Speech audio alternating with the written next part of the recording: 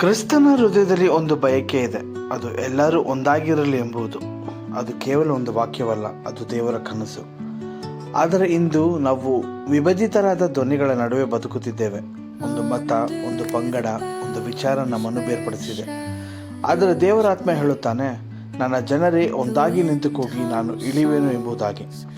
ನಿಜವಾದ ಪುನರುಜ್ಜೀವನ ಆಗುವುದು ನಾವು ಒಬ್ಬರಿಗಾಗಿ ಪ್ರಾರ್ಥಿಸುವಾಗ, ಒಬ್ಬರ ಹೃದಯದ ನೋವು ನಮ್ಮದಾಗುವಾಗ, ದೇವರ ಪ್ರೀತಿ ನಮ್ಮನ್ನು ಒಂದಾಗಿಸುವಾಗ.